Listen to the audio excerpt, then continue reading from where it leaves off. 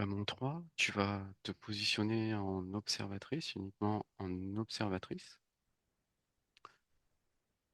Qu'est-ce que le mot matrice signifie de façon ou du côté ésotérique? Un, 2, 3. Qu'est-ce que tu observes? J'observe un maillage. J'observe quelque chose qui englobe, qui retient et qui porte. Ce maillage que tu observes correspond à quoi?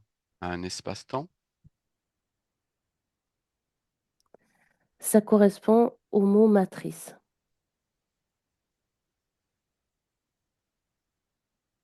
Très bien. Ce maillage, est-ce qu'il est naturel ou artificiel? Il est artificiel. Quelle est l'intention de création de ce maillage?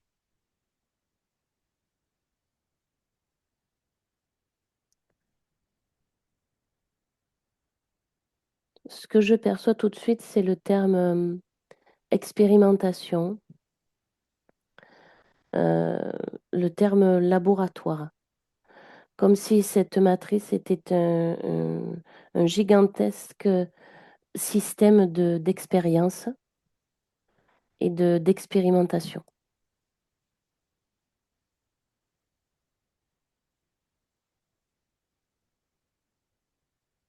Qui crée cette expérience?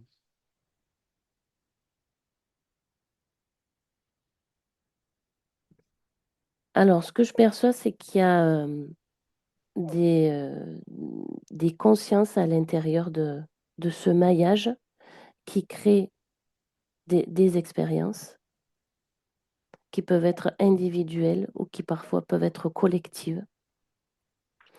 Ce que je perçois, c'est qu'il y a aussi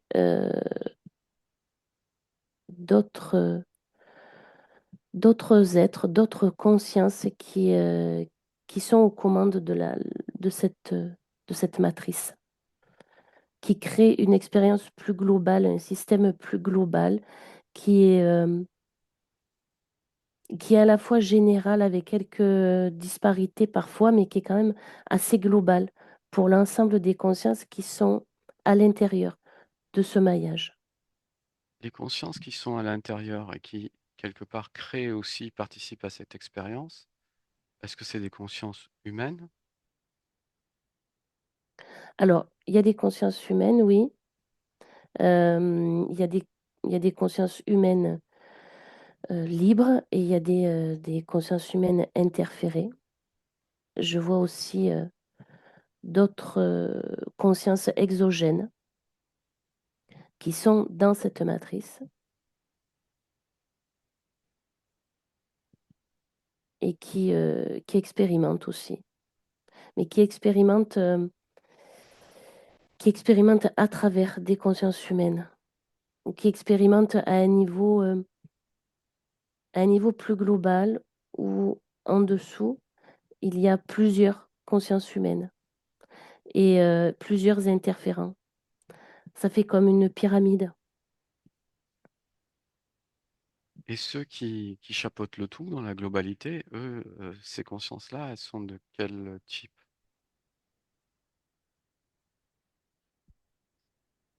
Tu veux dire Est-ce que c'est plutôt au-dessus de cette Oui, matrice? voilà, ceux qui contrôlent au global, est-ce D'accord, que... ceux qui contrôlent l'ensemble de la Voilà. matrice, c'est ça? D'accord.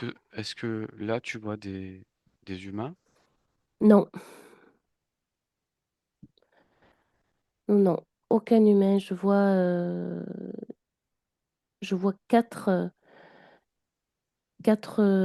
êtres qui sont humanoïdes.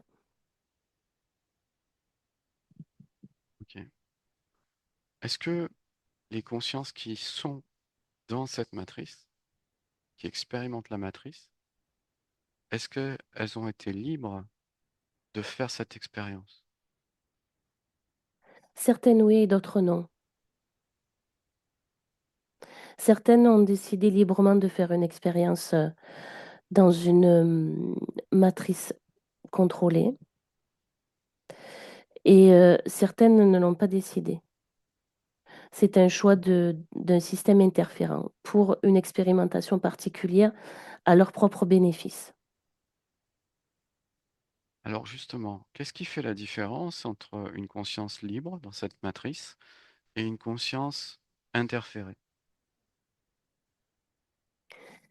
Ce que je perçois, c'est que les consciences libres, elles sont très lumineuses et il y a une perception de ce qui se passe autour d'eux, une perception de la matrice, ce qui fait qu'elles sont dedans, mais en même temps, elles sont en dehors, comme si elles voyaient le jeu qui se passe. Et ce que je perçois, c'est que celles qui sont interférées ne voient pas ça. Elles sont plongées dedans comme si cette matrice n'était que la réalité qui existe. Je vois que les consciences libres, elles ont la connaissance, l'intuition profonde que quelque chose d'autre existe et que ce qu'elles voient, ce n'est pas la réalité et elles sont conscientes de ce qui se joue. Et ce que je Les... perçois, c'est ces consciences libres-là, elles, elles diffusent quelque chose, ça fait comme des toutes petites micro-gouttelettes et ça vient se poser sur d'autres consciences, alors qui sont parfois libres, parce qu'il y a des échanges qui se font, qui peuvent se faire en toute liberté, tu vois, des échanges d'informations par télépathie. Et je vois aussi que ça touche des consciences qui sont dans des systèmes, et sur celles que ça touche, ça fait comme des taches de lumière.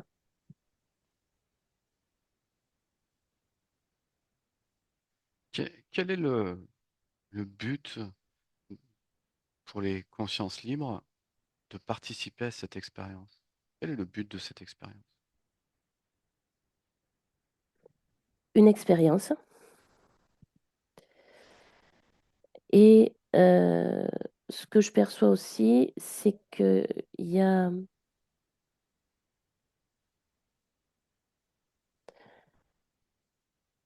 Alors, c'est d'abord une expérience qui est choisie de façon individuelle.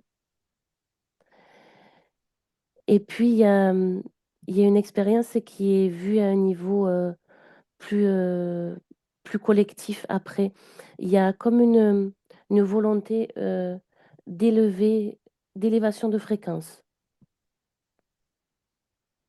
Est-ce que justement, ces consciences libres, elles vont avoir plus pour objectif d'élever les fréquences, c'est-à-dire d'avoir des fréquences plutôt dans la joie, le bonheur, euh, l'amour, la générosité, ou est-ce que euh, finalement tout, tout est potentiellement expérimentable, si je veux dire?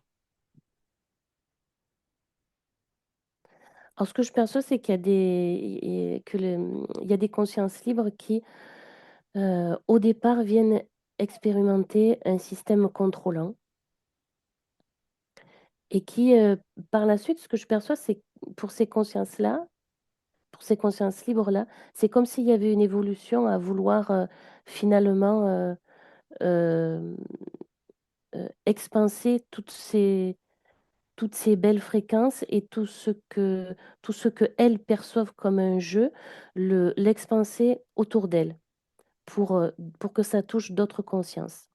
Et je vois qu'il y a des consciences libres qui choisissent euh, une incarnation dans la matrice dans le but de cette élévation de fréquence. Et donc, il y a de la diffusion de haute fréquence. Alors, ce que je perçois là, c'est que la plus haute, c'est l'amour. Et il y a vraiment quelque chose qui explose de très fort. Ça, ça pétille de partout.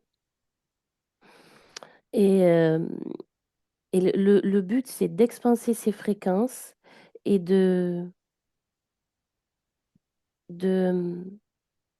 d'exercer ce que je perçois, c'est d'exercer une certaine volonté de libération sur les autres consciences qui sont autour et qui sont interférées.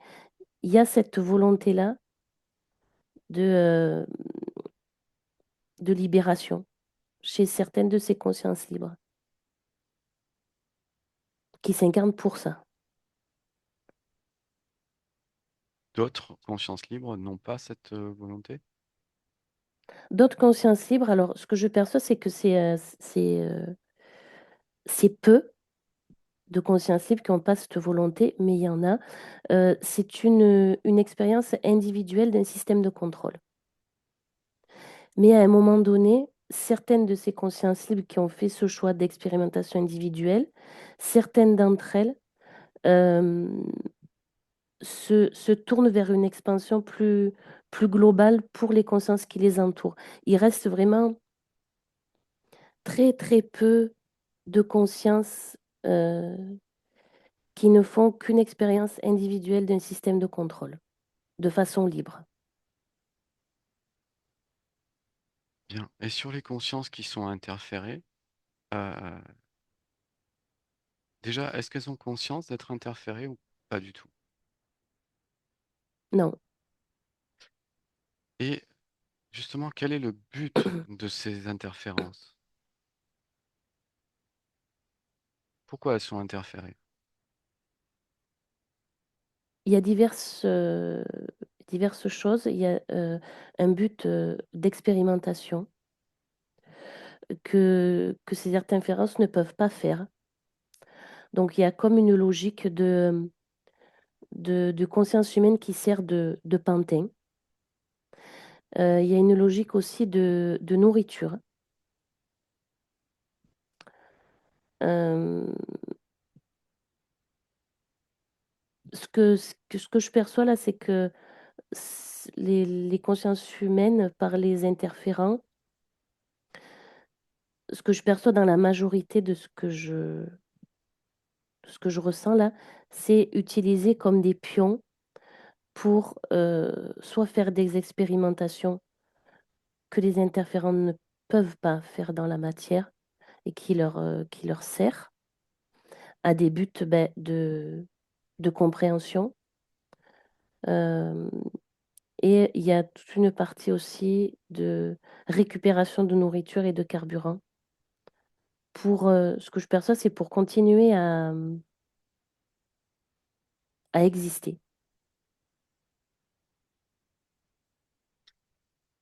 Dans les buts de ces interférents, d'un côté, les consciences libres ont comme but d'élever, de s'expanser, d'élever les fréquences. Les interférents, eux, hormis la nourriture et l'expérience, est-ce qu'ils ont des buts sur les fréquences? Les baisser au maximum. Les baisser au maximum, ça maintient cette matrice en forme, ça la maintient cohérente, vivante dans le sens où elle existe. C'est le fait de tirer les fréquences par le bas, ça permet que cette matrice-là continue d'exister telle qu'elle est. Parce que eux souhaitent qu'elle continue comme ça. Oui, Pourquoi? le mot qui vient tout de suite, c'est asservissement. Et pour les consciences libres, donc qui sont là pour monter les fréquences d'elles-mêmes et des autres, est-ce que le but, ce serait justement que cette matrice s'écroule un jour? Il y a un but d'inversement des fréquences. Il y a la volonté avec cette élévation et l'augmentation de ces fréquences euh, que tout vacille en fait. Je vois cette énorme matrice là qui contient comme si elle commençait à vibrer très très fort et qu'au fur et à mesure, ça l'a disloqué. Et ceux qui sont aux commandes du global de la matrice globale, est-ce que ils accepteraient ce changement de fréquence? Ils laisseraient faire? Non, c'est pas leur but. Donc c'est pour ça que, euh, le système, la matrice en elle-même, fait en sorte de garder ces fréquences très basses.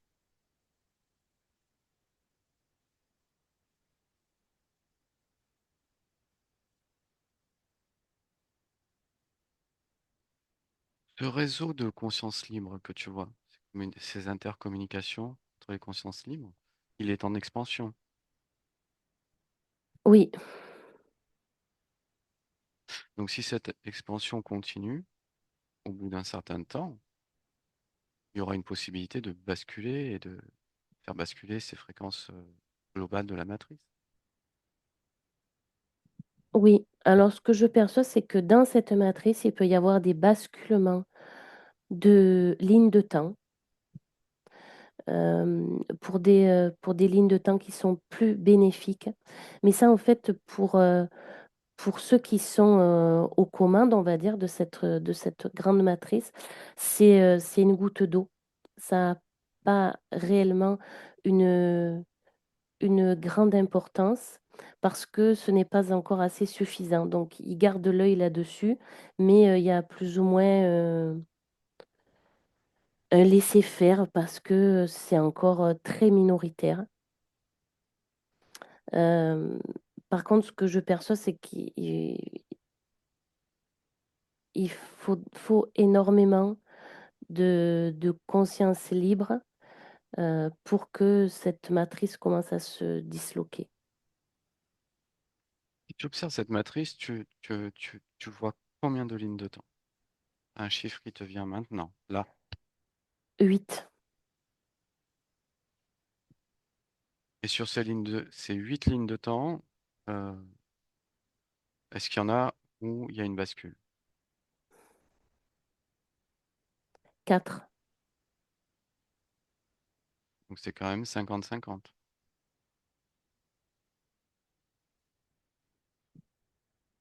Je vois que pour l'instant, c'est comme un statu quo. Donc, ceux qui sont qui dirigent cette matrice, il y a un statu quo. Donc, voilà, ils gardent l'œil dessus. Ils font en sorte de plus en plus de baisser les fréquences pour que c'est essayer de faire rebasculer ces lignes-là. Mais il y a pas, je perçois pas encore vraiment d'affolement ou de. Il y a une inquiétude, mais il y a pas d'affolement pour eux. D'accord. Ces 8 lignes de temps que tu vois, on les vit tous simultanément.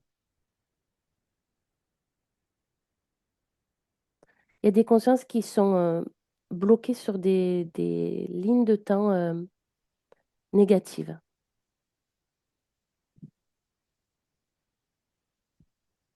Est-ce que pour les consciences, euh, elles ont le choix de choisir une de ces lignes de temps pour l'expérimenter? Alors, ce que je perçois, c'est que les consciences libres, oui, celles qui sont interférées, non. C'est-à-dire que si... Oui, C'est pour ça dis-moi. que pour eux, ceux que je vois dirigeants de cette matrice, je peux dire comme ça, Mhm. pour eux, il n'y a pas vraiment d'affolement parce que tout le système interférent interne, qu'il soit à grande, moyenne ou petite échelle, fait en sorte que ces lignes de temps à fréquence basse soient le plus chargées de conscience possible. Donc, c'est pas tant le fait qu'il y ait 50-50, c'est où est-ce qu'il y a le plus de conscience. Si c'est sur des lignes de temps à fréquence basse, pour eux, ils ne s'inquiètent pas plus que ça. Très bien. Donc, il y a des consciences. Admettons, si on prend un exemple de notre ligne de temps actuelle à nous, tu peux avoir une conscience qui vit cette ligne de temps actuelle tout en étant dans une bonne ligne de temps. Et il y en a d'autres dans notre Oui, présent qui pourraient être sur une autre ligne de temps. oui, Et on se côtoie. Mais chacun a oui, sa ligne de temps, c'est ça? oui. Et ce que je perçois, c'est que, alors, on se côtoie, mais parfois, ce qui peut se passer, c'est qu'il y a une telle différence de fréquence que que les êtres ne se voient pas ou ne se croisent pas. Ou quand, ou ouais, comme s'ils ne se voyaient pas, dans deux réalités différentes presque. Si tu observes les consciences en un instant T, les consciences actuelles sur notre ligne de temps, Oui, est-ce que tu constates qu'elles sont sur des lignes de temps différentes? oui,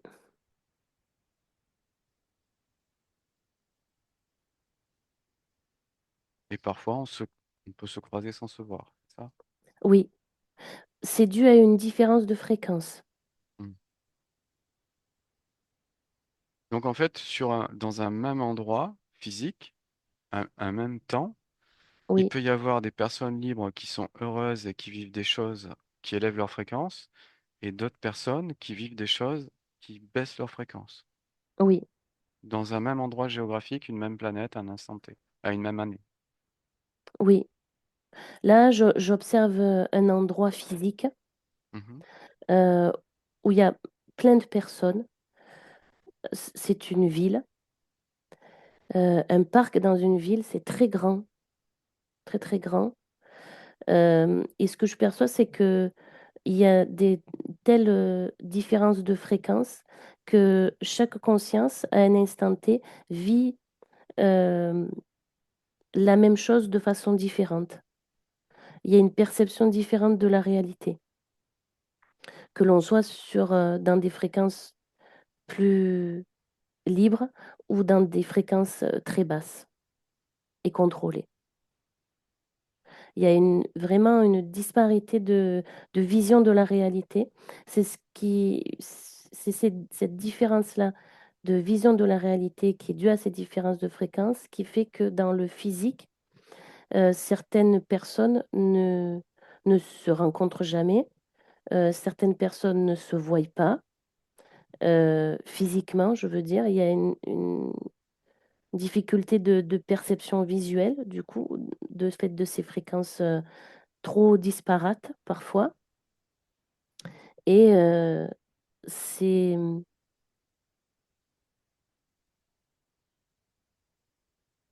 ça fait qu'elles peuvent vivre le même instant T, mais de façon totalement différente. Ok, donc en fait, euh, conclure que ce qui crée notre réalité, finalement, c'est notre fréquence avec notre Tout degré à de fait, liberté. tout à Et fait. plus on Il a n'y a une que fréquence. il y Oui, a que la fréquence qui compte. C'est elle qui crée la réalité. très bien. Très bien. Est-ce que tu veux faire une dernière observation avant d'arrêter là pour aujourd'hui? Ce que je perçois, c'est qu'il y a de plus en plus de conscience libre qui ont cette expansion sous forme de gouttes qui touchent d'autres consciences et que ces gouttes, de plus en plus, elles font des tâches euh, énormes sur d'autres consciences et que, en fait, ça contribue à élever les fréquences.